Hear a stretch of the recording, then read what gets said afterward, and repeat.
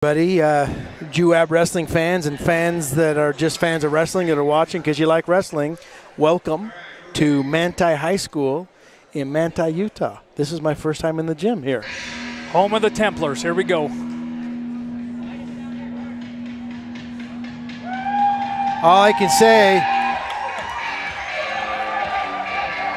can say is when you start a wrestling meet with AC/DC, it's going to be good. You've done it right. Yeah, You've done it right. They should get some team points for that. How about this? I love this song. And if you don't love this song, I question your upbringing. Yeah, that's right. That's right. Oh, shoot. This is great.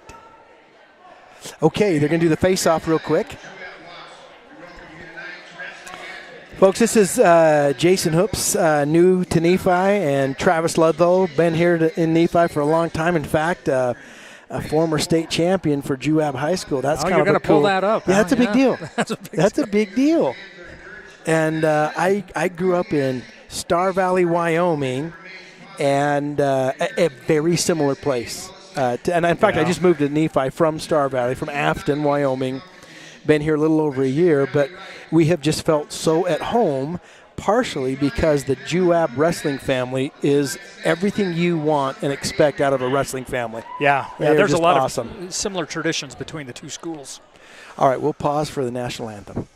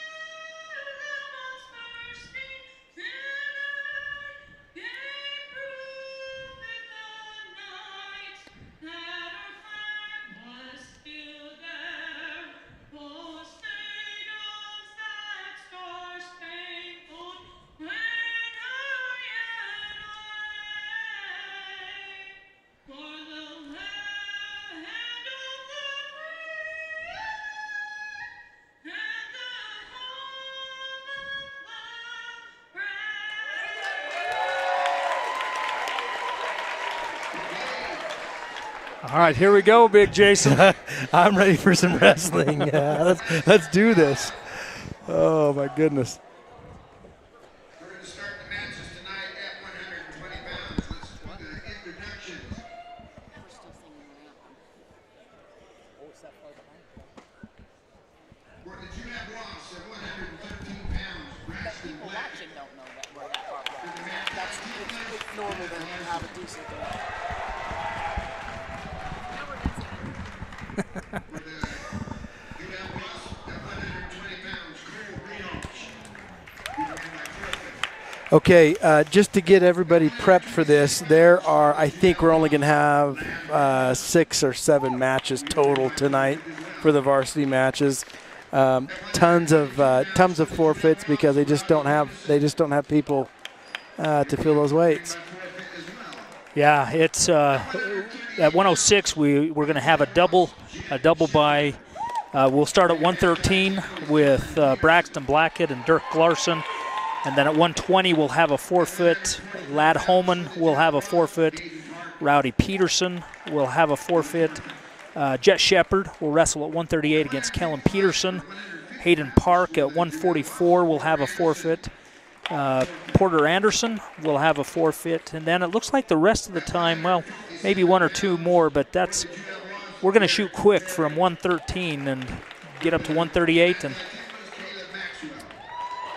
looks like we're going to go to 157. So it's going to go quick. Yeah, it's going to go quick. That means don't blink because you don't want to miss it. Yeah. I hope most of you were able to watch last weekend at the Millard Ironman Invitational, which was just a dual tournament. When I say just a dual, it was awesome. Man, there were some tough teams there. Minico, Idaho, Slam Academy from, from Henderson, Nevada. Yeah, tough as nails, and then Millard and Juab. Wasatch, Pleasant Wasatch Grove. was tough. PG was Yeah. there. That was a fantastic dual tournament. And by the way, I just love duels. It's the best format of all time for wrestling. But anyway, we're gonna get through this as quickly as they do it. But we wish it was a little bit slower. We wish we had more matches to watch. But we just appreciate you spending your time with us. Travis and I, we don't have any training on how to do this. We just literally treat it like all of you are guests in our man cave, and we're just talking about wrestling, and whatever comes to mind is what we're going to talk about. I mean, they should actually see us. We're leaning against the back wall. we got everything but the popcorn and the Coke. Yeah, that's all we would need to make this official.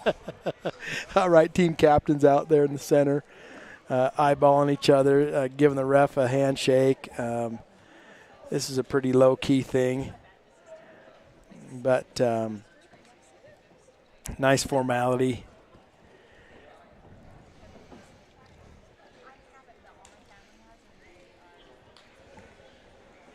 Okay.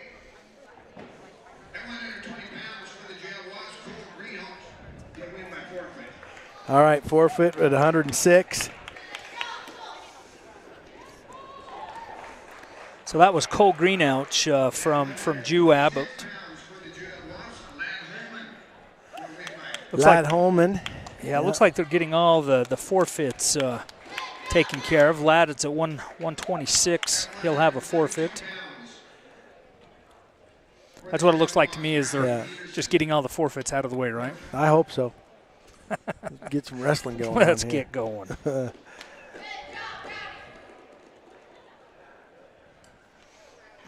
Rowdy's, he's sure fun to watch wrestle. I mean, it doesn't surprise me that he's already got several state championships under his belt. Was he 2 or 3? I think he's 2.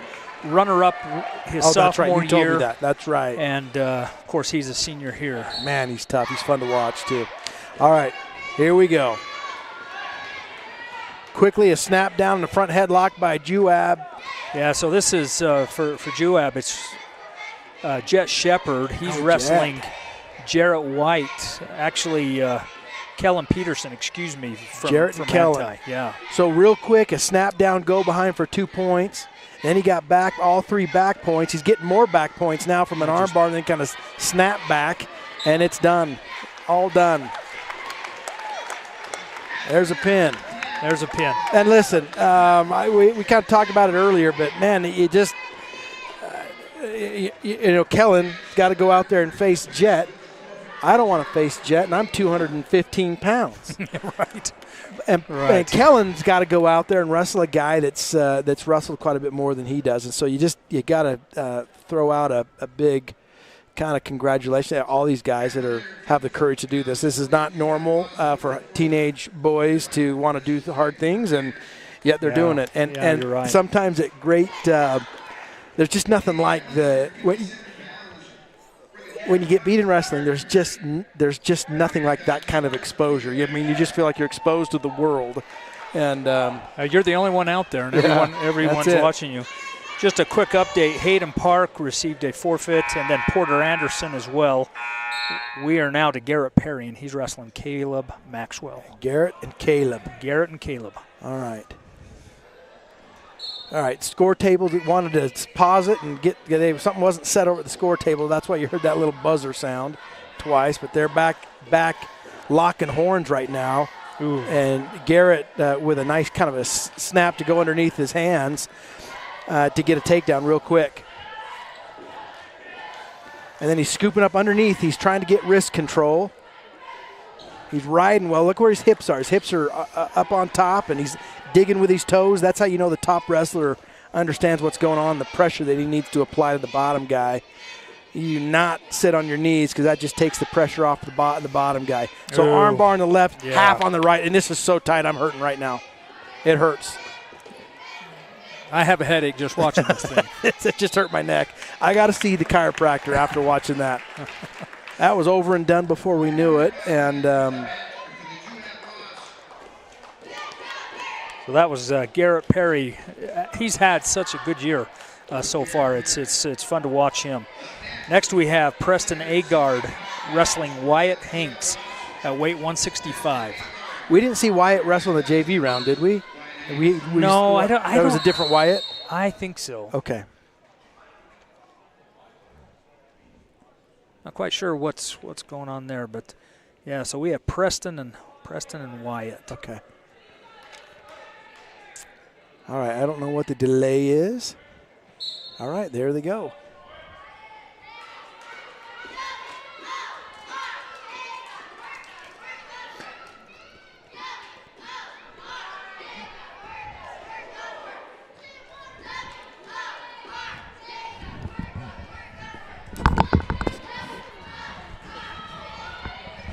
Oh, well, we weren't watching, and Preston, takedown to back, and a pin. Yeah. You know, this is also, I can only imagine what it feels like to have a team like Juab show up in your gym, and Juab beats everybody. Doesn't matter how big the school, how little the school, they beat everybody. I mean, here they are, 7-time state champs. I'm sure Manti wasn't too excited. Yeah. So here we are at weight 190. Porter Wolforth from Juab wrestling Kellen Layton from Manti. And Kellen from Manti can wrestle, just so you know. You can look at him just arm drag to a double, sits Porter right on his butt, and gets 2 takedown. We thought we would do a little bit of shadow wrestling there. Have you done that and just wrestled in the dark for a minute? Yeah. We can announce whatever we want because it was almost pitch black. It was pitch black. So the Manti wrestler somehow got his bell rung a little bit. You never know what that means. That can mean a lot of different things to a guy, but he did he land on his head? I don't know what he landed on, but he's hurting. So I think he's just kind of getting his breath. And yeah, Kellen Layton, he's, as you mentioned right off the bat, he looks like he knows what he's doing. Yeah, you can see when they move, they move a certain way. You could tell this guy's been around for a little while. Yeah. Yeah. He's a landowner.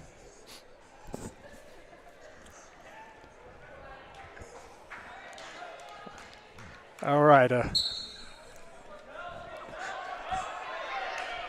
Minute 40 to go in the first period. Sit out and turn in. There you go. That was a good move from Porter. Yeah.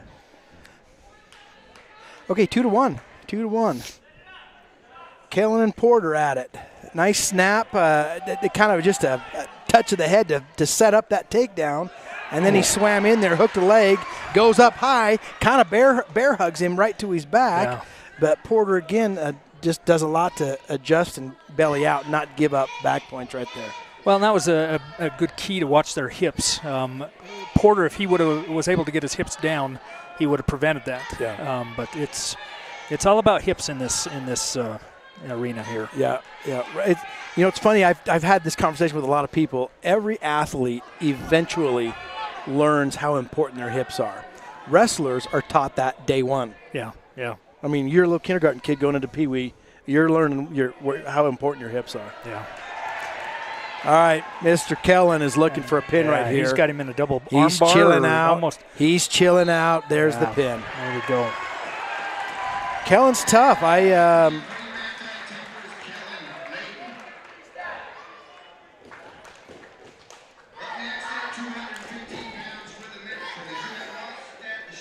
All right, Jason. Stanton Shepard had a good tournament on Saturday and Friday, and he did. Here he is going up against Dallin Sweat, pretty tough kid from Manti. Oh, really? Okay.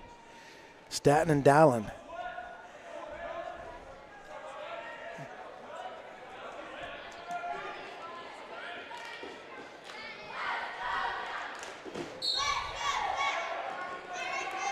All right, Stanton down locking horns, and Dallin does it a little bit more violently, and then he does a quick slide by that was like it was greased.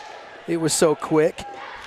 And now he's digging. He's got a wrist control on the right side, far side. He's looking for an arm bar on the left side, his inside arm. Statton's trying to hook that elbow, maybe hit a roll. But Dallin, right? Yeah, we've got Dallin just did an arm sweat. bar. Yep. Dallin with an arm bar that cranked over Statton's ear and put him right on his back. But Statton's gritting it out. You know, that takes courage, especially in that double arm bar there. Because I promise you, his shoulder was hurting. Yeah. You know, Stanton in the weekend against at the Ironman, he had some good matches. Yeah, he sure did. And he showed a lot of courage throughout that. So that was fun to watch him this past weekend. I think Nephi or Juab.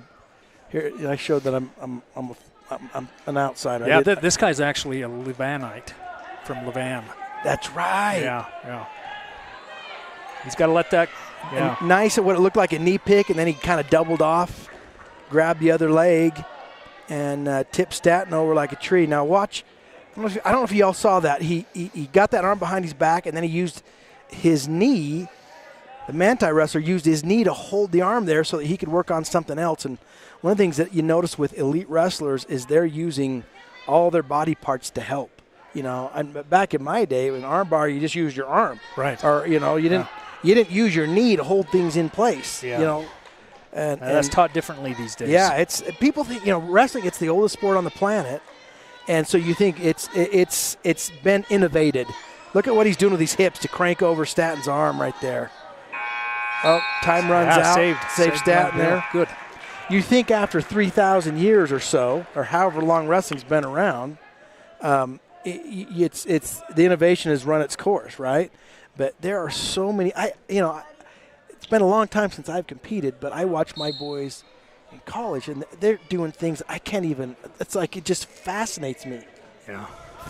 And they are innovating and doing things and trying new things that you just wouldn't even imagine. But anyway, all right, Pancake. Whoa. There it goes.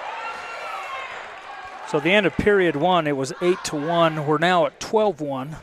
And that's just for Dallin. Hasn't even given him these back points yet either. So there's the pin. So it makes sense. It's funny how wrestling teams usually have two tough wrestlers in a row, because these two guys that we just watched from Manti, those two are training partners and are helping each other get better and sharpen their skills. And they're the ones that say, hey, let's meet at 6 o'clock tomorrow morning and let's spar a little bit. Next we have Ty Blackburn from Juab. He is wrestling Kellen Lund from Manti. God, there's a few Kellens, it seems like, right? Ty and Kellen.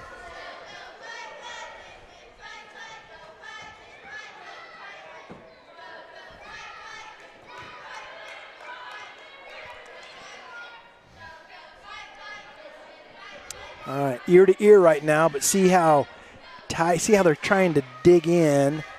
Well, on the right side, Ty's got his arm straightened out and then give him a little slap on the side of the neck. You'll watch, there's collar ties and over ties. They kind of look the same, but if you've got if your collar tie's on the inside, that's called a collar tie versus an over tie. And Ty's sucking him down, looking for a knee, trying to suck him down, and that's just wearing out his opponent like crazy. When you've got a guy, let alone a big guy, on the back of your head, neck, and shoulders, that's putting all kinds of pressure on you, and you're just trying to survive most of the time. Ty's so fast that he could snap him down and run right around, and that's not normal for a big guy. It's craziness to see how these big guys they're so agile. I grew up with Rulon Gardner. We wrestled together since we were 4 or 5. I can't remember exactly when he started, but all I know is he didn't look fast, but he was lightning. He was greased lightning. Yeah, he was. Yeah, and agile. Side to side, forward, backward, this guy could go. And then lo and behold, it comes out to help. All right, snap down, front headlock, tie.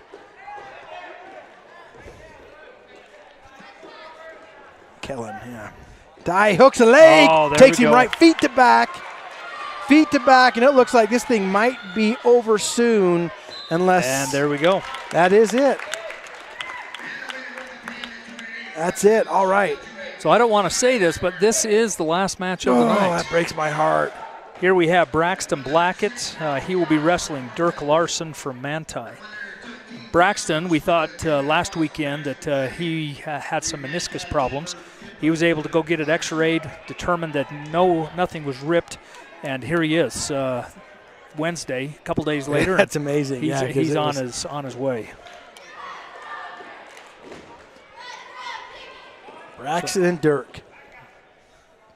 Speaking to Braxton's dad just before, says this kid's pretty tough. This is going to be a good match of the night between both Braxton and Dirk. All right, Braxton with the first collar tie. Now he's got an elbow on the left and a wrist on the right. Otherwise, they're ear to ear. And slick high crotch by Braxton. They head out of bounds, and they both kind of realize they're out of bounds if they keep wrestling, so they kind of hit the stall button, went back in. Braxton took his turn in on a takedown, and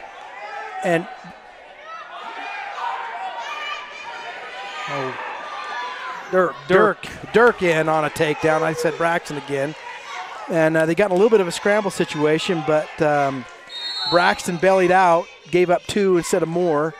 Smart wrestling by Braxton, Braxton. Dirk heading back to the side, a little bit of blood time. Dirk heads over to get a little extra advice from his coach. Now he's just chilling out, waiting for blood to get cleaned up. They don't really mess around with. That's another thing. Wrestling is out. COVID rolls around. Everybody's worried about body fluids and this and that. Like we're dealing with that forever.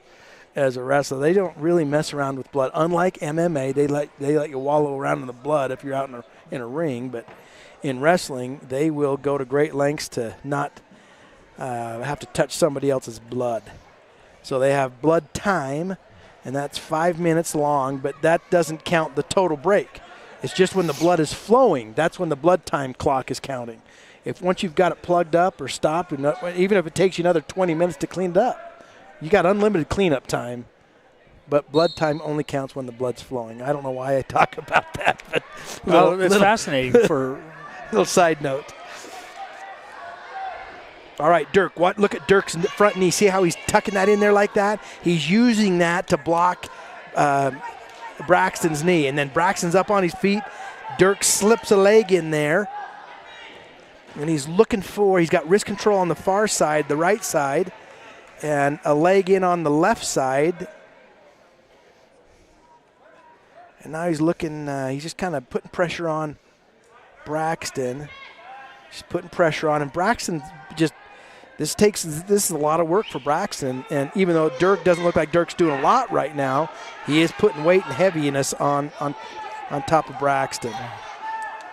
And in college, so the official says stalemate. You guys aren't doing anything. In college, man, they sure admire awesome riding.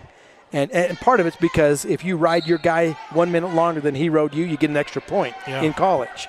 And so they have great appreciation for riding. And in high school, not so much. You better be trying to pin the guy or the ref's going to call you for stalling. You better be doing something or the ref's going to call you for stalling, which I like that too. But I also like, sometimes if you're wrestling, you got 2 great wrestlers, it's next to impossible to turn the guy over. But if you're grinding him out, dragging him, pushing his face in it and peeling his face off and making him work his tail off just to survive, that ought to count for something. And in college it does. Yeah. So the end of the first period were 2-0 for Dirk over Braxton. And they both had a fantastic shot attempts. Then they were in deep on both of them. It's just that Dirk was inside the mat and had a chance to finish his, and Braxton didn't. Another nice shot. He did a snap, and then he shot in. Got a leg, but Braxton's got an ankle. Yeah, he's going to spin Braxton's going to spin around and get his 2. Yeah, there we go. So that ties it up.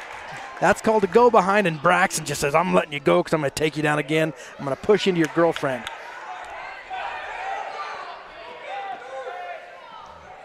And that took some real guts from Braxton to do that, because he just got taken down by this guy. But he wants to keep the pace going, and there's a little psychological battle that goes on. I can take you down all day long. When you get cut loose, there's a little something in your head that says, this guy thinks he can take me down again. Yeah, that's right. Yeah, that's right. All right. Oh! Missed opportunity there. Yeah, he was backing up, getting out of there, and had he been a little bit more in a slightly different position, he could have reacted. But he was back on his heels and couldn't react even when he saw the Manti guy kind of falling around a little bit. All right, Braxton snapping, shooting, faking. Yeah, kind of setting him up like that. It's fun to watch how different people make the set, and then they make the move. Yeah, the lighter weights, the lower weights, they can sometimes do shots from space. In other words, sometimes they don't set it up the same way the middle or the heavyweights do, but it's because they're just so darn quick. Yeah. But he's in on a shot. He doesn't like it because he's buried underneath right now, and he didn't get past the head or the hands. If you shoot a takedown, you got to get past the other guy's defense, and there's 3 layers of defense: your head, your hands, and your hips. And if you get past the head, you got hands like whizzers and underhooks. And if you get past your head and the hands, then you got the other guy driving his hips into you and making you carry all of his weight. And so you'll watch wrestlers when they shoot a takedown, or when a guy gets shot on, you'll see they'll see that they get past head, hands, and hips to get a takedown. And there's a lot of work that goes into it, but it just happens so fast nobody sees it. So beginning of the third period, Dirk 3, Braxton 2. All right, so let's see if Braxton, if he can't turn this guy, he's going to cut him loose. Yeah. He's going to cut him loose. And right now he's got a treetop. He was going to Dirk was getting up, and Braxton hooked a leg, and he did it because he thought, well, maybe I could trip him and take him right to his back. But he wasn't able to do that. Let's see. He does have his legs crossed. I can't see the officials right in front of us, in between, and I can see he smacked him with a crossface, but now he's cutting him loose. Yeah, so it gives him 1 to go up by 2, and if he gets a takedown, he ties it up. And they head out of bounds. Braxton is feisty. 4-2, minute 6. And Braxton's got to get a takedown to tie it up, but he knows that.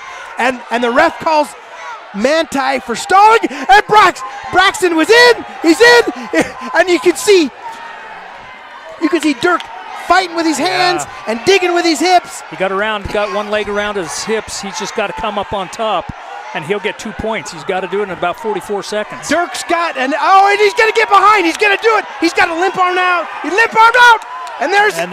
There it is. There's his 2. Now he's got to ride him like a rented mule. 30 seconds, and there's a lot that Dirk can do on bottom. But remember, there's Dirk on bottom has a stall call. Braxton, if he's not careful, is going to get a stall call. He's got to make it look like he's trying to score some back points. And Dirk's doing everything he can to turn inside. He's getting that inside leg up. 10 seconds. 10 seconds, and Dirk is riding him. I mean, Braxton's riding him. He's down on a leg.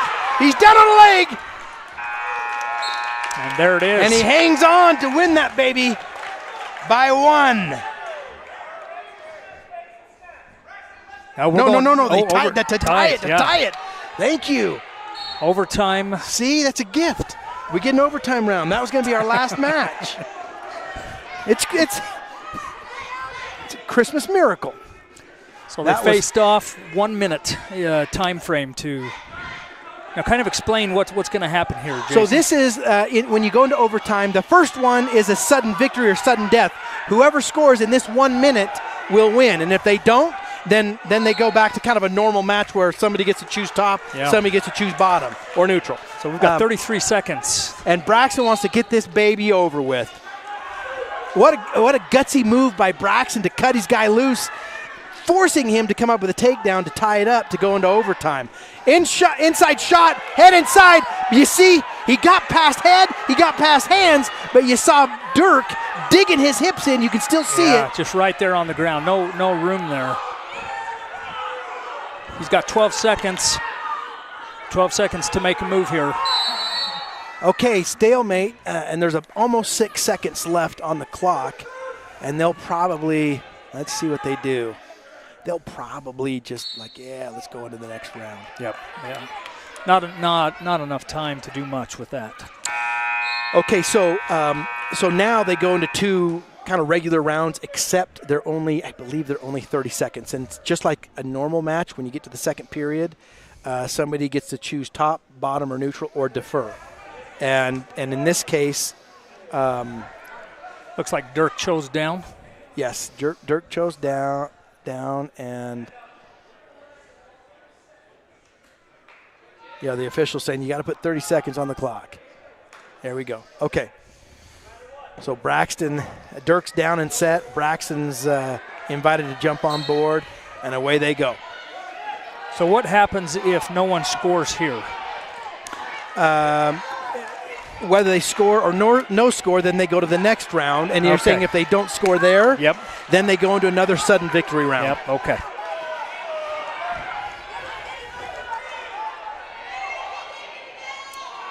And this is, and see how Braxton scooped up that inside ankle there? He cranks that out. 3-2. No. Oh, they can't give it. Manti wanted a loss of control and give him an escape, but they couldn't because Braxton was digging with his fingers and had a hold of a thigh by his fingertips.